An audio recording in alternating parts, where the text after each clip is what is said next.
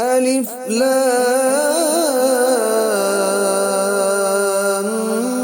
ميم ذلك الكتاب لا ريب فيه هدى للمتقين۔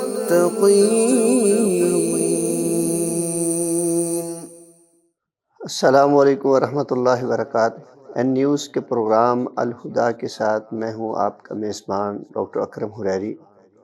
ناظرین، آج ہم چھٹے پارے کی تفسیر آپ کے سامنے رکھیں گے۔ اللہ کریم مجھے اور آپ سب کو اس پر عمل کرنے کی توفیق عطا فرمائے اور یہ سننا سنانا اپنی بارگاہ میں قبول فرماتے ہوئے ہماری نجات کا ذریعہ بنائے۔ قرآن حکیم یقیناً ہمارے لیے رشد و ہدایت کا پیغام لاتا ہے، اور اس پر عمل کی صورت میں اللہ رب العزت اپنی رضا خوشنودی ہمارے درجات کی بلندی کا سبب بناتا ہے، اور یہ تمام تر مسائل اللہ رب العزت نے ہمیں پیش آنے والے مسائل کو حل کرنے کے لیے یہ عنایت فرمائے ہیں، اور اس کے ذریعے سے ہم کوشش کرتے ہیں کہ اللہ رب العزت کے پیغام کو سمجھ کر آپ کے سامنے ان کو بیان کر سکیں، تاکہ ہمارے لیے عمل کرنا ان پر جو ہے وہ آسان ہو جائے۔ اس پارے کا آغاز ہوتا ہے لا یحب اللہ الجہر بالسوء من القول۔ اللہ رب العزت نے ایک بات کا اظہار فرمایا ہے کہ اللہ کریم ایسے تمہاری باتیں ایک جگہ سے دوسری جگہ، دوسری جگہ سے تیسری جگہ کرنا پسند نہیں فرماتا۔ الا من ظلم، مگر وہ شخص اپنی بات کر سکتا ہے جس کے اوپر ظلم ہوا ہو، اور اس کے کئی سارے جو ہے وہ امکانات ہوتے ہیں کہ جس انسان پر ظلم ہوا ہے وہ اپنے ظلم کے بارے میں دوسروں کو آگاہی دے، تاکہ دیگر افراد ایسے ظلم سے اپنے آپ کو محفوظ کر سکیں۔ جس طرح کے آج کل مختلف سکیمز ہو رہے ہیں، پیسے بٹورنے کی مختلف شکلیں لوگوں میں جو ہے وہ پائی جاتی ہیں، یا اس طرح کی کوئی اور صورت کہ ایک انسان جو ہے وہ معاشرے میں بڑا بھلا دکھتا ہے، لیکن وہ خاص لوگوں کو ٹارگٹ کرتے ہوئے ان پر ظلم کر دیتا ہے، ان پر زیادتیاں کر دیتا ہے۔ تو جو مظلوم افراد ہیں، اپنے اوپر ہونے والے ان مظالم اور جو وہ ظالم ہے ان کے بارے میں جو ہے وہ لوگوں میں آگاہی کے لیے گفتگو کر سکتا ہے، وہ بات کر سکتا ہے، وہ گلہ شکوہ جو ہے وہ کر سکتا ہے، اور اس طرح کی باتیں اس مقصد کے لیے تاکہ لوگ دوسرے بھی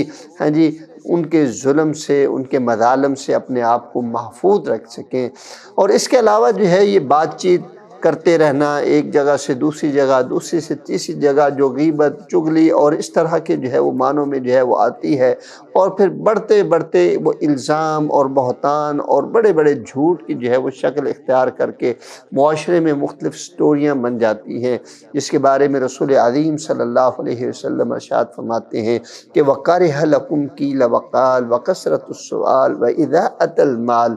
کہ اللہ رب العزت نے ناپسند فرمایا ہے کہ تمہارا ایک جگہ سے بات سننا اور اس کو دوسری جگہ پہ جو ہے وہ آگے کر دینا، اس بات کو پھیلا دینا۔ تو مقصد کیا ہوتا ہے؟ صرف زبان کی چاشنی ہے، یا اپنی مجلسوں کو گرمانے کے لیے ہم دوسروں کی باتیں جو ہے وہ کرنے لگ جاتے ہیں، تو یہ غیبت اور چغلی کی جو ہے وہ شکل اختیار کر لیتی ہے، جو کہ ایک عظیم گناہ ہے۔ سورۃ الحجرات کے اندر اللہ رب العزت نے یہ بات ارشاد فرمائی ہے کہ کوئی پسند نہیں کرتا کہ اپنے مردہ بھائی کا گوشت کھائے، اور ایک بات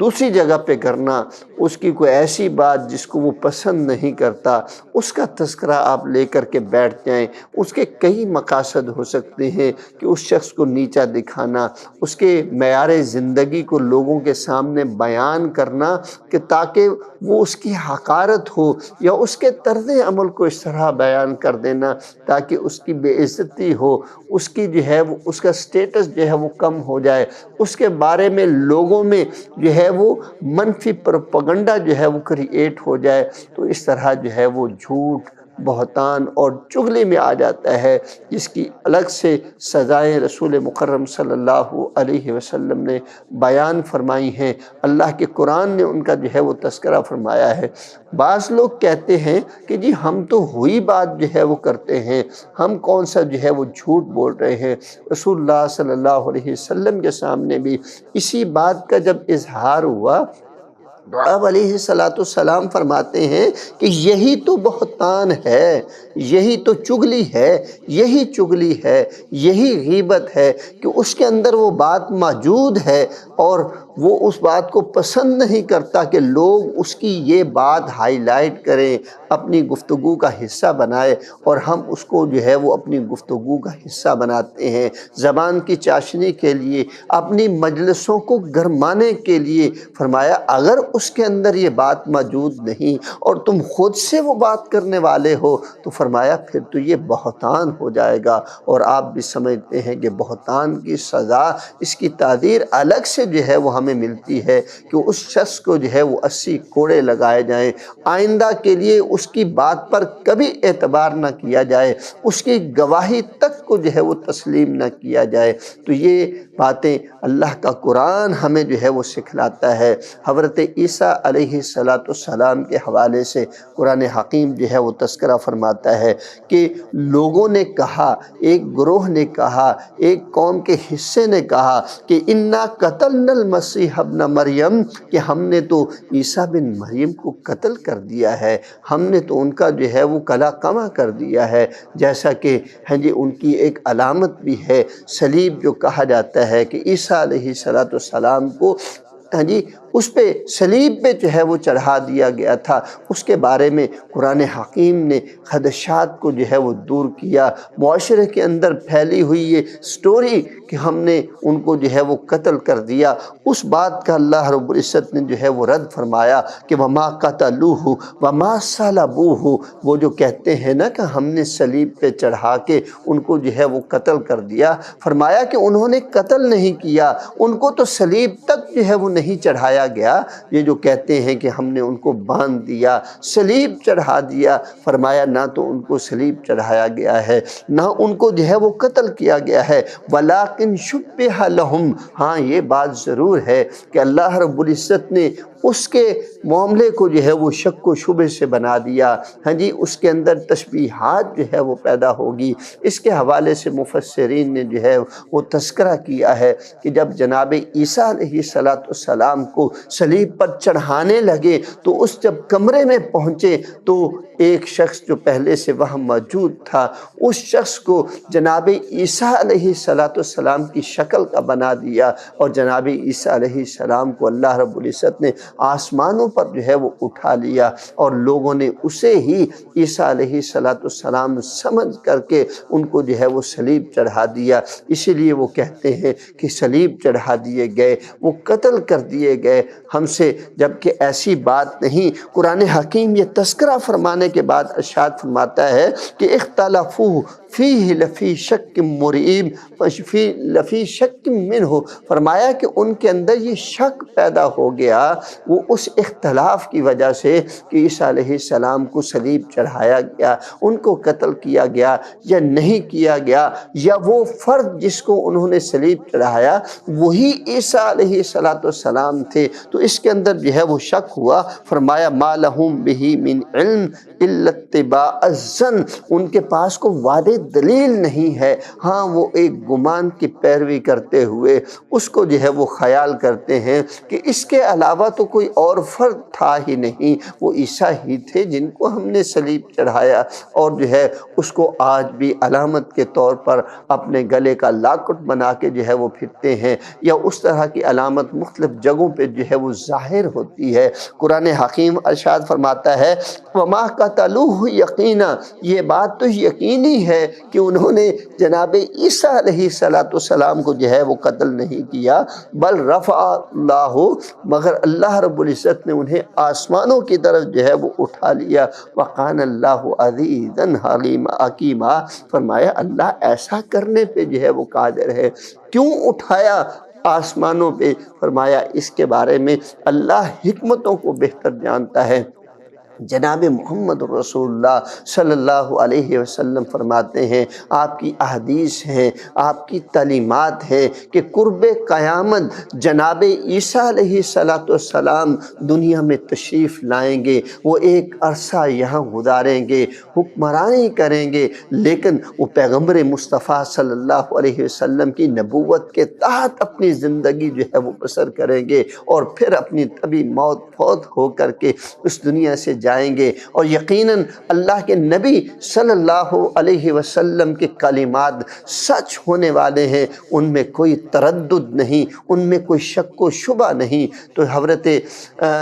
نبی کریم صلی اللہ علیہ وسلم کی ایک جماعت جو حبشہ کی طرف ہجرت کر کے گئی تھی، آپ علیہ السلام نے انہیں حبشہ کی طرف بھیجا تھا، تو حبشہ کے بادشاہ نے اسے دربار میں بلا کر کے جب ان کے دین، مذہب، ان کے حالات کے بارے میں پوچھا، تو انہوں نے کہا کہ اچھا کون سا کلام ہے جو تمہارے اوپر نازل ہوا ہے، تمہارے نبی کے اوپر نازل ہوا ہے؟ تو اس وقت حضرت صلی اللہ علیہ وسلم کے اوپر سورہ مریم کی آیات نازل ہو چکی تھی۔ صحابہ کرام رضوان اللہ علیہ اجمعین نے قرآن حکیم کی یہ آیات سورہ مریم کی پڑھ کر کے سنائی، تو شاہ حبشہ نے، نجاشی نے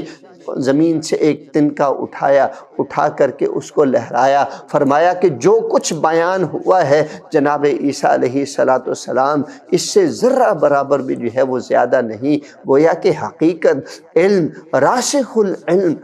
لوگ اس وقت بھی موجود تھے کہ جن کو معلوم تھا کہ یہ سٹوری ہے، یہ حقیقت ہے، اس بات کا حقیقت سے کچھ تعلق ہے یا نہیں ہے، بات کو سمجھنے والے جو ہے وہ موجود تھے۔ اس کے بعد اللہ رب العزت نے اسی بارے میں مختلف جو ہے وہ اللہ رب العزت کے پیغام ہیں، جن کو ساروں کو جو ہے وہ احاطہ کرنا ممکن نہیں، تو ہم کہیں سے جو بات ہمارے لیے آسان لگتی ہے کہ اس کو ہم سمجھ سکیں، آپ لوگوں کو سمجھا سکیں، تو وہ ہم بات جو ہے وہ یہاں پہ لاتے ہیں۔ جناب رسول مقبول صلی اللہ علیہ وسلم کے حوالے سے اللہ رب العزت ارشاد فرماتے ہیں کہ یا ایھا الناس قد جاءکم الرسول بالحق من ربکم فآمنوا خیر لکم، فرمایا کہ اللہ رب العزت نے جناب محمد الرسول اللہ صلی اللہ علیہ وسلم کو تمہاری طرف حق کے ساتھ نازل فرمایا۔ اب لوگوں کو چاہیے، آپ علیہ السلام کی امت کو چاہیے، پیغمبر صلی اللہ علیہ وسلم کے بعد آنے والے ہر ایک فرد کو چاہیے کہ جناب محمد الرسول اللہ صلی اللہ علیہ وسلم پر ایمان لے آئیں۔ ان کا ایمان لانا ہی ان کے لیے جو ہے وہ فائدہ مند ہے، وہ بھلائی پر ہے، وہ خیر پر مبنی ہے۔ اللہ اکبر کبیرہ۔ وَإِن تَكْفُرُوا فَإِنَّ لِلَّهِ مَا فِي السَّمَاوَاتِ وَالْأَرْضِ، اگر تم انکار کرو گے تو اللہ تو وہ ذات ہے جس نے آسمانوں کو تخلیق فرمایا، جس نے زمین کو تخلیق فرمایا، اسی رب نے تمہیں حکم دیا ہے کہ میں نے محمد الرسول اللہ صلی اللہ علیہ وسلم کو حق کے ساتھ مبعوث فرمایا۔ اب تمہارا کام کیا ہے کہ تم اس نبی صلی اللہ علیہ وسلم پر ایمان لے آؤ۔ اللہ خوشخبری کیا دیتے ہیں؟ فرمایا تمہارے لیے خیر ہے، تمہارے لیے بھلائی ہے۔ حضرت صلی اللہ علیہ وسلم پر اللہ نے نبوت نازل فرمائی۔ کچھ عرصے بعد آپ علیہ السلام کو اعلانیہ دعوت کا حکم دیا۔ رسول مکرم صلی اللہ علیہ وسلم نے ایک آواز لگوائی، تمام لوگ مکہ کی وادی کے کوہ صفا پر اکٹھے ہوتے ہیں، تو رسول مکرم صلی اللہ علیہ وسلم نے اہل مکہ کو مخاطب کرتے ہوئے کہا کہ آپ مجھے جانتے ہیں، میرے کردار سے واقف ہیں، اگر میں تمہیں کہوں کہ پہاڑ کی اس جانب سے ایک ایسا لشکر تم پر حملہ آور ہونے والا ہے، کیا تم میری بات کا یقین کر لو گے؟ تو لوگوں نے کیا کہا تھا؟ اللہ اکبر اللہ، یہ نہیں کہا کہ اے اللہ کے رسول ہم کیوں نہیں یقین کریں گے، بلکہ انہوں نے جو بات کہی نا اس کے پیچھے جو ہے کوئی بات رہتی نہیں ہے۔ فرمایا کہ انہوں نے کہا کہ ما جربنا علیک اللہ صدقا، اے محمد ابن عبداللہ صلی اللہ علیہ وسلم، ہم نے جب بھی آپ کو تکلم کرتے دیکھا ہے، ہم نے جب بھی آپ کو بات چیت کرتے دیکھا ہے، ہم نے ہمیشہ آپ کو سچا پایا ہے۔ گویا کہ انہوں نے اپنے تجربے کا اظہار کیا کہ اللہ کے رسول، ہم نے بار بار تجربہ کیا ہے، بار بار ہم آپ کو آزما چکے ہیں، ہم آپ کو پرکھ چکے ہیں، جان چکے ہیں، آپ سچ کے علاوہ اور کچھ نہیں بولتے۔ اس سے مراد کیا تھی کہ اللہ کے رسول، اگر آپ کسی خطرے سے ہمیں آگاہ فرمائیں گے تو یقیناً ہم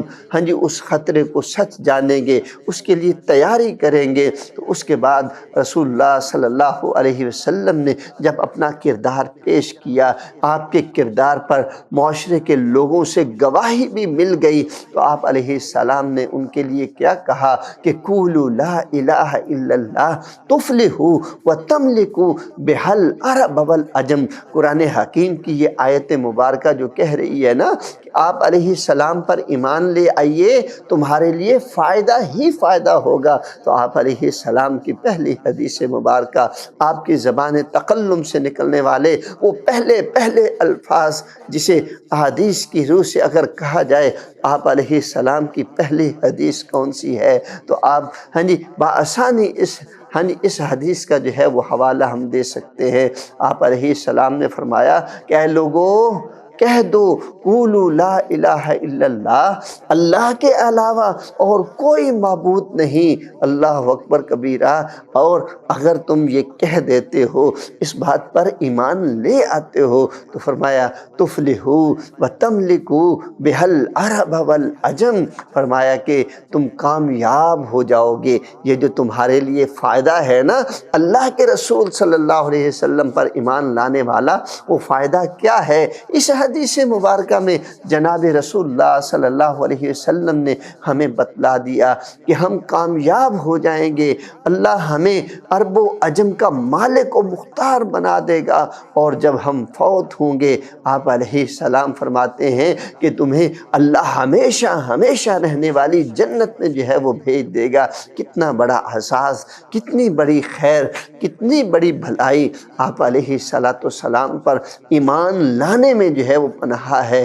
اور ایمان کا صحیح معنی مفہوم یہ ہے کہ زبان سے اقرار کرنے کے بعد ان تمام تر تعلیمات کا، ان ایمانیات کا، ان عقائد کا، ان سنتوں کا، ان رسالت کے پیغامات کا دل سے تصدیق کرنے والا ہو، اور اس کے بعد آخری سٹیپ ایمان کا، ایمان کی معراج، ایمان کا عروج، وعمل بالجوارح، اپنے جسمانی اعضاء کے ذریعے سے ان تعلیمات پر عمل کر کے دکھائے، اللہ سے اس کی رضا اور خوشنودی کو طلب کرنے کے لیے جسمانی اعضاء کے ذریعے سے عمل بالجوارح، اپنے اعضاء کے ساتھ عمل کرنے والا ہو۔ گویا کہ ایمان، تصدیق اور عملی صورت تینوں جو ہے وہ ساتھ ہونے چاہیے، تو پھر تو ایمان جو ہے وہ بڑا ہی مزے کا ہے، ایک مکمل ایمان ہے، ایمان اپنی معراج کو پہنچا ہوا ہے۔ اگر ایسی صورت ہے تو یہ ہے خیر لکم، اگر تم اللہ کے رسول صلی اللہ علیہ وسلم پر ایمان لاتے ہو تو یہ بات تمہارے لیے خیر ہے۔ آگے بات کا تذکرہ ہوا غلو کا معنی یہ ہوتا ہے کہ میں کسی چیز میں افراط و تفریط کرتا ہوا نظر آؤں، بات تھوڑی ہے مگر بڑھا چڑھا کر کے اسے پیش کروں۔ قرآن حکیم ارشاد فرماتا ہے کہ یا اہل الکتاب لا تغلو فی دینکم، اے اہل کتاب، اس سے مراد یہود و نصارہ بھی ہیں۔ فرمایا کہ اللہ کے دین میں غلو اختیار نہ کیجیے، ولا تقولوا علی اللہ الا الحق، اور اللہ کے بارے میں جو کچھ سچ ہے وہی اپنی زبانوں سے نکالیے۔ اب اہل کتاب کو ساتھ کیوں مخاطب فرمایا؟ اس لیے کہ انہوں نے جناب عیسیٰ علیہ السلام کو یہ رتبہ دے دیا کہ وہ اللہ کا حصہ ہے، اور ایک نے کہہ دیا، ایک گروہ، ایک جماعت اس لحاظ سے بٹ گئی کہ نہیں، وہ اللہ کا حصہ نہیں بلکہ وہ تو اللہ کا بیٹا ہے، عیسیٰ، مریم اور حضرت اور اللہ رب العزت، یہ تینوں ایک خدا کا مجسمہ ہے۔ نعوذ باللہ من ذالک۔ رسول مکرم صلی اللہ علیہ وسلم کا آخری وقت ہے، آپ علیہ السلام کے آخری ارشادات عالیہ میں سے یہ بات ہے۔ اللہ اکبر، اللہ اکبر۔ لا تطرونی کما اطرت النصارى۔ اللہ اکبر، اللہ اکبر۔ فرمایا میرے رتبے کو، میرے مقام کو اس قدر نہ بڑھا دینا جس طرح کہ عیسائی لوگوں نے جناب عیسیٰ علیہ السلام کے مقام اور مرتبے کو اتنا بلند کیا کہ مقام نبوت سے اٹھا کر کے خدا کا بیٹا بنا دیا۔ انہوں نے اللہ کے بندے اور رسول سے اٹھا کر کے انہیں ایک معبود کا وہ درجہ دے دیا۔ فرمایا کہ تم میرے مقام، میرے مرتبے کو وہ اس قدر بلند نہ کر دینا۔ اللہ اکبر، اللہ اکبر۔ تو یہی بات یہاں قرآن حکیم وہ ارشاد فرماتا ہے کہ انما المسیح عیسی ابن مریم رسول اللہ و کلمتہ،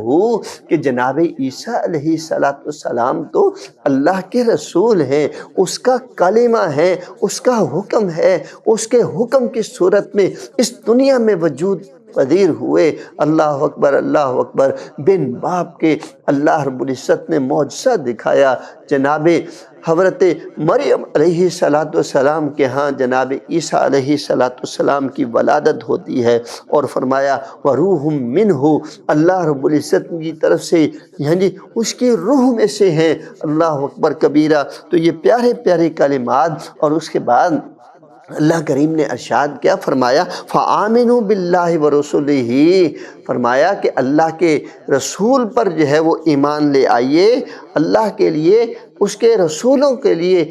ایمان والے بن جائیے۔ تو ولا تقولوا ثلاثہ، یہ جو منطق ہے، یہ جو نظریہ تم نے اپنا لیا کہ نہیں ایک الہ نہیں بلکہ تین الہ ہیں، یا تینوں مل کے وہ الہ ہیں، فرمایا یہ مت کہیے۔ اللہ کریم نے قرآن حکیم میں یہ بات ارشاد فرما دی کہ بھئی ایسا نہیں کہنا۔ اللہ پر ایمان کا تقاضا یہ ہے، رسول مکرم صلی اللہ علیہ وسلم پر ایمان کا تقاضا ہے کہ ہم ایسی سٹیٹمنٹ اپنی زبان سے جاری نہیں کریں گے کہ اللہ تین سے مل کر بنا ہے یا وہ تینوں الہ ہیں۔ فرمایا نہیں، اللہ فرماتے ہیں کہ انتہو، فرمایا کہ بعد آ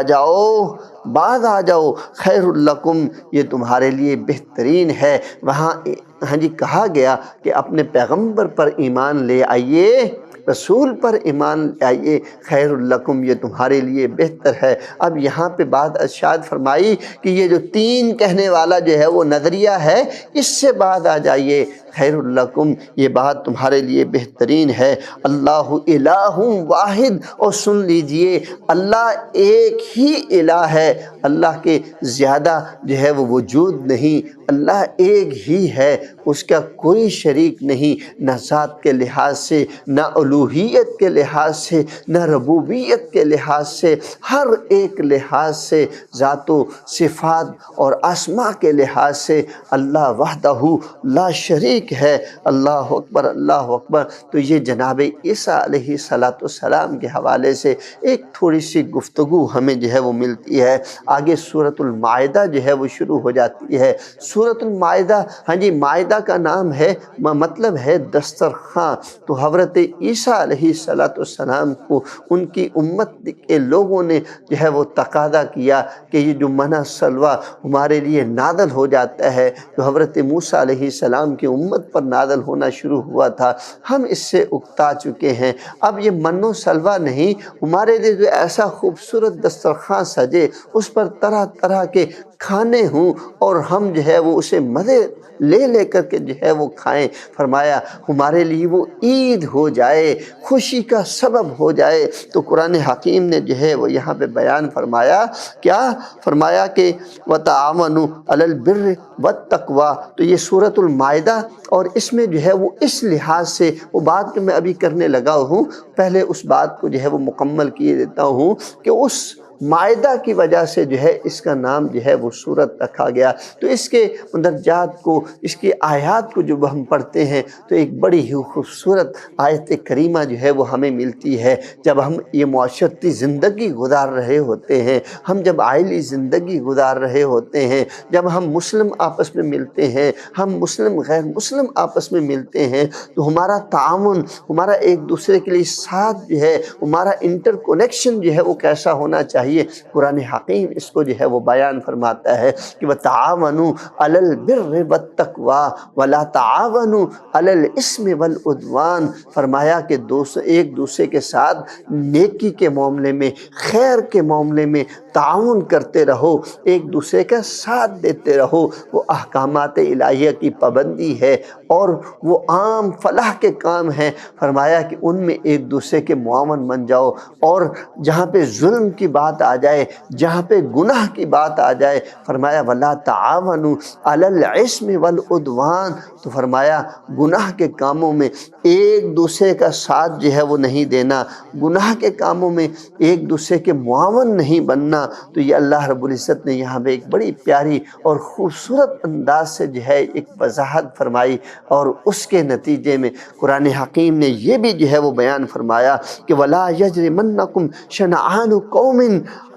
أَن صَدُّوكُمْ عَنِ الْمَسْجِدِ الْحَرَامِ، فرمایا کسی کی دشمنی تمہیں اس بات پر آمادہ نہیں کرنی چاہیے کہ تم لوگوں کو اللہ کے گھروں سے روکو، مسجد حرام میں جانے سے روکو، یا بھلائی اور خیر کے کاموں میں جو ہے وہ تم روکنے لگ جاؤ۔ فرمایا کہ کسی کی دوستی، کسی کی دشمنی اللہ کی اطاعت اور فرم برداری کی راہ میں جو ہے وہ حائل نہیں ہونی چاہیے۔ اللہ کی رضا اور خوشنودی کے کام بندے کو جہد مسلسل کے ساتھ جو ہے بغیر کسی رکاوٹ کے کرتے رہنا چاہیے۔ اسی طرح ہم جب سورۃ المائدہ پڑھتے ہوئے چھٹے پارے کی تلاوت کرتے ہوئے آگے بڑھتے ہیں تو ہمیں پتہ چلتا ہے کہ اللہ رب العزت نے حلال اور حرام کا بھی جو ہے وہ تذکرہ فرمایا ہے۔ قرآن حکیم نے جو ہے وہ چند ایک چیزوں کا جو ہے وہ نام لے کر کے، ان کی خاصیتوں کا جو ہے وہ نام لے کر کے کہا کہ یہ تمہارے لیے حرام ہے، تمہارے لیے جو ہے وہ جائز نہیں،